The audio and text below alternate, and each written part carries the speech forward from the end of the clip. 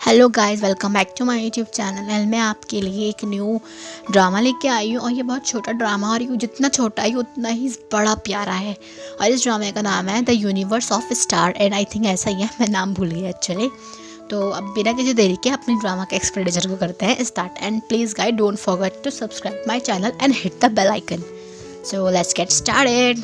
कहानी की स्टार्टिंग हमारी फीमेल लीड ब्यूल के साथ होती है, जो कि फ़ैन होती है जीवू की। जीवू बहुत बड़ा K-pop आइडल होता है। हमारी जो ब्यूल होती है वो जीवू के गाने सुनते हुए रास्ते में जाती है और अचानक से उसका एक्सीडेंट हो जाता है। एक्सीडेंट होने के बाद भी अपने आखिरी समय में उसे जीवू ही नज़र आ रहा होता है। फिर हमारी कहानी शिफ्ट होती है 7 साल बाद, जहाँ पे हमारी ब्यूल जो होती है वो अपने ड्रेसअप होके जीवू के गाने लगा के घर से बाहर निकलती है और उसका काम होता है ग्रीन रीपर का। वो घर से बाहर निकलती है कि उसे वहाँ पोस्टर दिखाई देता है, मतलब बैनर दिखाई देता है जीवू के गाने का, मतलब कॉन्सर्ट का। उसे देख के हमारी जो ब्यूल होती है वो काफ़ी खुश होती है, लेकिन अचानक से उसे वहाँ पे एक इमरजेंसी के लिए एम्बुलेंस दिखाई देती है। फिर वो उदास होकर एम्बुलेंस के पीछे चली जाती है, क्योंकि उस एम्बुलेंस के अंदर कोई इंसान होगा जिसकी सोल उसे आफ्टर लाइफ में लेके जानी है। फिर हमें एक इंसान को दिखाया जाता है जो कि उसी डेड बॉडी को लेके हॉस्पिटल में जाता है और बड़ा शोर मचाता है, जैसे कि वो उसका रिलेटिव हो, लेकिन एक्चुअल में वो उसका रिलेटिव होता नहीं है। और वो इतनी फिक्र क्यों कर रहा है उसकी, ये चीज़ हमें आगे समझ में आएगी। हमारी ब्यूल जो है हॉस्पिटल में आके देखते हैं कि काफ़ी सारे ग्रीन रीपर हॉस्पिटल में बैठे हैं। वो वहाँ पे देखती है कि जो बच्ची को लेके आया गया है वो एक 7 साल की छोटी बच्ची है। उसे देख के हमारी ब्यूल को काफ़ी बुरा लगता है। वो सोचती है कि ये 7 साल की है, बस अब इसे इसकी मौत हो जाना अच्छी बात नहीं है, इसको थोड़ा ज़िंदा रहना चाहिए। वो देखती है उस बच्चे के बगल में उसकी माँ भी काफ़ी रो रही है और हमारे ब्यूल के पास एक वॉच होती है जिसमें सारा लिखा चिट्ठा होता है कि वो बच्ची की मौत कितनी देर में होनी है। उस बच्चे के पास सिर्फ 4 मिनट होते हैं और जिस डॉक्टर को उसका ट्रीटमेंट करना होता है वो आती नहीं है, तो उसकी बजाय कोई सब्स्टिट्यूट डॉक्टर आती है भागे भागे। वो आके छोटी बच्ची का इलाज करती है, पर कुछ नहीं हो पाता, क्योंकि ऑफ कोर्स 4 मिनट बाद तो उसकी डेथ होनी कन्फर्म ही है। एंड उसकी 4 मिनट ख़त्म होते ही उस बच्चे की डेथ हो जाती है। ये देखती है उसकी माँ बहुत रोने लगती है, एज वेल डॉक्टर भी रोने लगती है। फिर हमारी जो छोटी बच्ची होती है वो ब्यूल का हाथ पकड़ लेती है ताकि वो उससे आफ्टर लाइफ में ले जा सके, लेकिन हमारी ब्यूल जो होती है वो उसका हाथ छोड़ देती है, क्योंकि वो नहीं चाहती कि इतनी सी उम्र में वो चली जाए। और वो ऐसा करके हमारी ब्यूल जो है बाहर आ जाती है और उसकी सोल को वहीं छोड़ देती है, जिससे वो लड़की वापस जिंदा होती है और उसकी मदर भी काफ़ी खुश होती है। फिर हमारे ब्यूल को काफ़ी बुरा लगता है कि छोटी छोटी सी एज में लोगों की डेथ हो रही है। इतने में फिर हमारे वूजू को दिखाया जाता है, जो कि काफ़ी परेशान दिख रहा होता है। अब वूजू परेशान क्यों है इसके बारे में हमें आगे पता चलेगा। फिर हमें उसी डॉक्टर को दिखाया जाता है जिसको ट्रीटमेंट करने के लिए आना था, लेकिन वो आते नहीं है। फिर और उसके साथ हमें उसी आदमी को दिखाया जाता है जो कि इस बच्चे को बड़ी जल्दी में लेके आया था।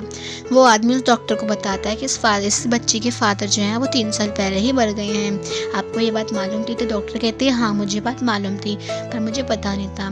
फिर डॉक्टर जब आके अपना फेस देखती है तो वो देखती है कि वो बिल्कुल जोकर की तरह लग रही है, पर उसे इस बात का बिल्कुल बुरा नहीं लगता और उल्टा हंसने लगती है और ऐसा करके अपना फेस वॉश करती है। वो जैसे ही नल ऑन करती है फ़ौरन उसका नल बंद हो जाता है। ये देख के वो हैरान होती है। वो फिर से अपना नल ऑन करती है, पर फिर से उसका नल ऑफ हो जाता है। ये देख के समझ नहीं आता है। फिर जब वो फिर से ऑन करते हैं तो हमें दिखाया जाता है कि हमारे ब्यूल ही उसका नल ऑफ कर रही है, क्योंकि वो कहते हैं कि तुम्हें अपने काम करने के वक्त में भी जो है डेटिंग नहीं करनी थी, तुम्हारी वजह से आज वो लड़की मरते मरते बची है। उसे काफ़ी गुस्सा आ रहा होता है। फिर हमें वूजू को दिखाया जाता है जो कि अपना कॉन्सर्ट कर रहा होता है और काफ़ी सारी जनता उसके पीछे पागल होती है।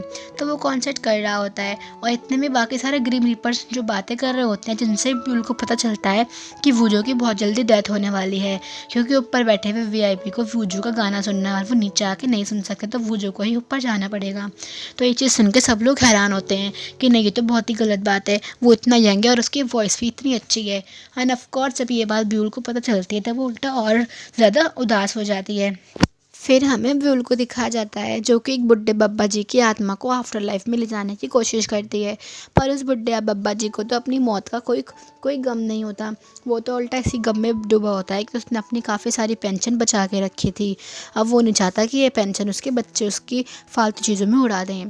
ब्यूल का उससे कहते हैं तो ये मेरी प्रॉब्लम थोड़ी है कि तुम्हारे बच्चे तुम्हारी पैसे उड़ा देंगे, ये तो तुम्हारी प्रॉब्लम है, तुम्हें देखना चाहिए तो तुम मेरे साथ आफ्टर लाइफ चलो। लेकिन उस बुड्ढे को हमारे ब्यूल की बातें अच्छी नहीं लगती। इतने में दूसरा ग्रीन रीपर आके उस बुड्ढे को अपनी बातों में फंसा के अपने साथ ले जाता है और हमारी ब्यूल देखती रह जाती है। इतनी कठिनाइयाँ सहने के बाद भी हमारी भूल की लाइफ में खुशी होती है। आप लोग बताओ उसकी लाइफ में क्या खुशी होगी? नहीं पता तो मैं बताती हूँ ना। उसकी लाइफ में खुशी ये होती है कि जो कॉन्सर्ट उसने सुबह सुबह देखा था वो कॉन्सर्ट अभी भी चल रहा है, तो वो उसमें जाने के लिए और एक्साइटेड होती है। वो अपनी साइकिल लेके कॉन्सर्ट में फ़रार हो जाती है। वहाँ पे उसे अपनी गोस्ट फ्रेंड मिलती है जो उससे बहुत डांटती है कि तुम काफ़ी लेट आई हो। फिर दोनों खड़े होकर हमारे वूजू की फ़ोटो खींचने लगती हैं। एंड वो लोग सब, फिर उसके बाद हमारी जो ग्रीम रीपर होती है वो अपनी गोस्ट फ्रेंड को बताती है कि वूजू की बहुत जल्दी मौत होने वाली है, क्योंकि वीआईपी ने ऑर्डर दिया है कि उन्हें उसका गाना सुनना है। ये सुन के उसकी भूत फ्रेंड को बहुत बुरा लगता है और जैसे ही वो कॉन्सर्ट ख़त्म करके जाने लगता है तो उसकी भूत फ्रेंड उसकी कार में चढ़ने लगती है। तो हमारी ब्यूटी उसको खींच लेती है। वो कहती है हम लोग स्टॉकर थोड़ी हैं कि तुम उसकी कार में घुस के उसकी प्राइवेट चीज़ को देखना चाह रही हो। तो भूत कहती है कि जब वो मरने ही वाला है तो सच है कि मैं उसके साथ थोड़ा टाइम स्पेंड कर लूँ। एंड फिर हमारे ब्यूटी उसे थप्पड़ा मार देती है। नेक्स्ट सीन में हम वूजू को उसकी वैन में अपने मैनेजर के साथ देखते हैं, जहाँ का उसका मैनेजर वूजू को काफ़ी डांट रहा होता है कि तुम्हारे गाने आजकल फ्लॉप जा रहे हैं, तुम्हें कुछ अच्छा करना चाहिए। और वो उसे सजेस्ट करता है कि तुम्हें डेटिंग करनी चाहिए। लेकिन जो है वूजो उसकी बात पर ध्यान नहीं देता। जब वो हद से ज़्यादा बोलने लगते हैं तो वूजो ही उनकी वैन से उतर के अचानक कहीं चला जाता है। और गाइस यही वजह होती है कि पहले सीन में वूजो हमें सैड दिखा था। वूजो जो है एक बस स्टॉप पे जाके खड़ा होता है और वो अपने बारे में सर्च करता है। जैसे ही सर्च करता है उसके बारे में सिर्फ एक ही आर्टिकल आता है कि वूजो का नया सॉन्ग आया है, उसके अलावा कुछ नहीं आता। तो वूजो के बगल में एक लड़की बैठी होती है जो कि वूजो के ऊपर ही कुछ लिख रही होती है। वूजो उसके फ़ोन में झाँकता है तो वो लिख रही होती है कि वूजो के सॉन्ग कितने बकवास हैं, उसे देख के मैं बेहोश हो जाऊँ, मुझे उसका सॉन्ग बिल्कुल पसंद नहीं। और ये चीज़ वूजो देख लेता है। वूजो उसके फ़ोन में और अंदर घुसने लगता है। वो इसी तरीके से अंदर घुसने लगता है कि वो लड़की कहती है कि तुम्हें मुझसे क्या काम है। तो फिर अब वूजो जो है अपना मास्क उतार कर उसे दिखाता है कि जिसकी बुराई तू कर रही है ना अभी फ़ोन में, मैं वही बंदा हूँ। और वो देख के वो लड़की शॉक होती है कि वूजो मेरे बगल में खड़ा है। वो बहुत खुश होती है और वो उससे कहती है कि मैं ऐसे पोस्ट नहीं करूँगी, सॉरी, मैं ऐसे डिलीट मार दूँगी। तो वूजो कहता है कोई बात नहीं, तुम इसे शेयर कर दो। और वूजो उसका ही हाथ लेके उस आर्टिकल को शेयर कर देता है और उस लड़की से कहता है बेटा तेरे को तो मैं बाद में देखूंगा, और वहाँ से चला जाता है। वूजो अपनी बस में चढ़ता है और मास्क उतारे हुए ही वो बस में चढ़ता है। जब वो बस में चढ़ता है तो बस ड्राइवर उससे कहता है कि तुम पैसे कार्ड में दोगे कि कैश में। मतलब वूजो की अब ये औकात हो गई है कि बस ड्राइवर भी उसे देख के इग्नोर कर रहा है और अपने पैसे मांग रहा है। तो वूजो बिल्कुल मुंह लटका है, वो उसके पैसे दे देता है, जाके बैठ जाता है। वूजो सोचता है कि क्या मेरी इज्जत थर्ड क्लास हो गई है, जो एक ड्राइवर भी मेरे को इज्जत नहीं दे रहा। दूसरी तरफ हम अपनी फीमेल लीड को देखते हैं जो 1 2 3 खेल रही होती है अपनी घोस्ट फ्रेंड के साथ। पहले जब वो 1 2 3 कहती है तो उसकी घोस्ट फ्रेंड उससे दूर होती है। जब वो दोबारा कहती है तो वो उससे थोड़ी पास आ जाती है। और तीसरी बार जब वो कहती है तो उसकी घोस्ट फ्रेंड बिल्कुल उसके मुंह पे आके भूतों की तरह खड़ी हो जाती है। तो हमारी फीमेल लीड को तो डर लगता नहीं, लेकिन मुझे बड़ा डर लगता है उसकी फ्रेंड को ऐसी हरकतें करता हुआ देख के। इतने में हमारी फीमेल लीड के पास उसके मैनेजर का कॉल आता है। वो उसे डांटता है कि तुमने अभी तक एक भी सोल को आफ्टर लाइफ में नहीं भेजा, और जो एक तुम्हारे हाथ लगी थी छोटी बच्ची, तुमने उसे भी वापस जिंदा कर दिया। तो हमारी जो है ब्यूल उससे माफ़ी मांगती है कि आई एम सॉरी, अगली बार ऐसा नहीं होगा। तो मैनेजर कहता है वैसे सुनने में आया है कि तुम्हारी एक घोस्ट फ्रेंड है, तो उसके ही हाथ में मेरे पास भेज दो। तो घोस्ट फ्रेंड ये बात सुन लेती है और वो धीरे धीरे पीछे पीछे जाने लगती है। तो हमारी ब्यूल जो कहती है हाँ ठीक है, आप जो कहते हैं मैं वैसा ही करूँगी। और वो जैसे ही अपनी घोस्ट फ्रेंड को देखती है उसकी घोस्ट फ्रेंड उससे और दूर चली जाती है। तो अपनी वो घोस्ट फ्रेंड से पूछती है कि क्या तुम मेरे साथ ऊपर जाना चाहोगी। तो उसकी घोस्ट फ्रेंड कहती है कि मैंने अभी तक एक भी आदमी को सेड्यूस नहीं किया है, तुम क्या चाहती हो मैं वर्जिन मर जाऊँ, मुझे एक आदमी से तो अपना काम करवाना ही पड़ेगा।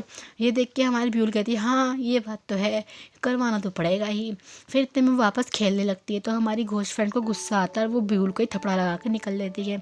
तो ब्यूल कहती तुम मुझे मारो मत, और एक काम करो, सुनने में आया एक नया कॉन्सर्ट होने वाला है तो तुम उसकी टिकट जो है मेरे लिए भी खरीद लेना। तो भूत फ्रेंड कहती है हाँ ठीक है। मतलब गाइस आप देख रहे हो ये दोनों आत्माएं हैं, इन्हें कोई देख नहीं सकता, तब भी ये लोग इतने सिंसियर हैं कि टिकट लेके कॉन्सर्ट में जा रहे हैं। वाह, फैन हो तो ऐसे। दूसरी तरफ हमें वूजू को दिखाया जाता है जो कि अपना रास्ता भूल के एक टनल के अंदर पहुंच जाता है और परेशान होता है कि मैं यहाँ से कैसे निकलूँगा। वो अपने ऑफिस फ़ोन करके कहता है कि किसी को यहाँ भेजो, मुझे पता नहीं कि मेरे को जाना कहाँ से है। दूसरी तरफ हमें हमारी फीमेल लीड को दिखाया जाता है जो पियानो बजा रही होती है और गाना गा रही होती है। और ये जो पियानो की ट्यून होती है हमारा वूजू भी सुन लेता है और उसे ये ट्यून काफ़ी अच्छी लगती है। वो आवाज़ को फॉलो करते करते हमारे ब्यूल के घर के पास पहुंच जाता है। फिर वो घर के अंदर घुसता है। घर के अंदर घुस के वो देखता है कि उसके सारे गानों की एल्बम यहाँ रखी है। वो समझ जाता है ज़रूर कोई मेरा बहुत बड़ा फ़ैन है। किसी के अंदर ना होने पे ब्यूल के बगल में वूजू जाके बैठ जाता है और पियानो बजाने लगता है। ये देख के ब्यूल काफ़ी हैरान होते हैं कि सच में वूजू उसके बगल में आके पियानो बजा रहा है। वूजू पियानो बजाने के बाद जो है रोने लगता है और कहता है काश मैं मर सकता।